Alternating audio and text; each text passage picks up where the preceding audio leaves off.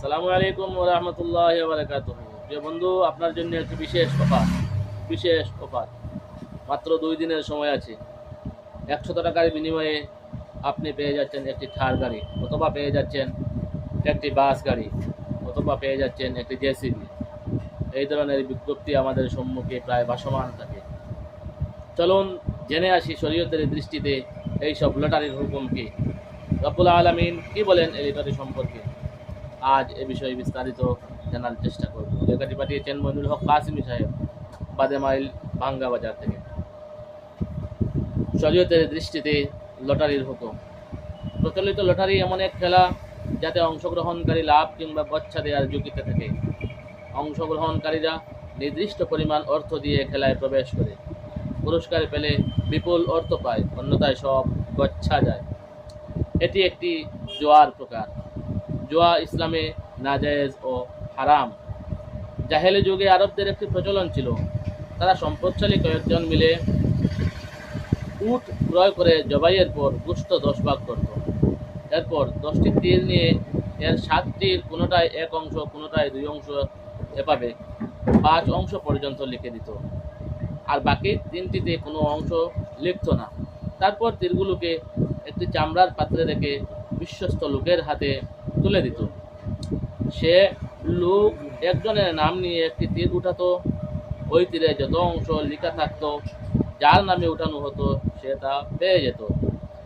যার নামে উঠানো তীরে কোনো অংশ লেখা থাকতো না, সে কিছুই পেত না। এভাবে কারো লাভ হতো, কারো বা গচ্ছা যেত। এ ধরনের জুয়া রীতি আরবে প্রচলিত ছিল। তফসিরে বাগাবী থেকে সংক্ষেপিত। 1 নম্বর জিল, 280 নম্বর পৃষ্ঠা। পবিত্র কুরআন একে শয়তানের কর্ম বলে অভিহিত করেছেন।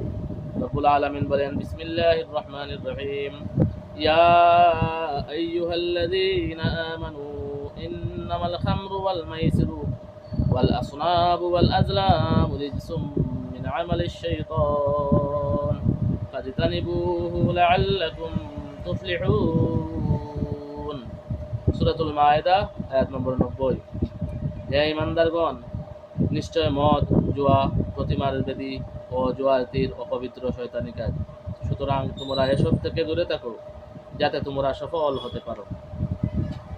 অপর আয়াতে বলা হয়েছে, ইয়াসআলুনাকা আনিল খামরি ওয়াল মাইসিরি কুল ফীহিমা ইসমুন কাবীর ওয়া মানাফিউ লিন-নাসি ওয়া ইসমুহুমা আকবারু মিন নাফইহিমা।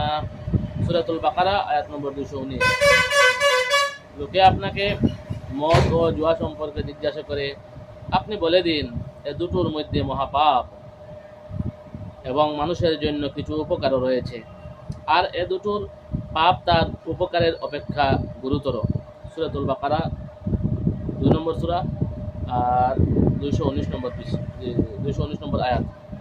রাসূলুল্লাহ সাল্লাল্লাহু আলাইহি ওয়াসাল্লাম ইরশাদ করেছেন, ইন্নাল্লাহা হাররামা আলাইকুমুল খামরা ওয়াল মাইসিরা ওয়াল কুবা। মুসনাদে আহমদ। আল্লাহ তাআলা তোমাদের উপর মদ, জুয়া, তবলাকে হারাম করেছেন।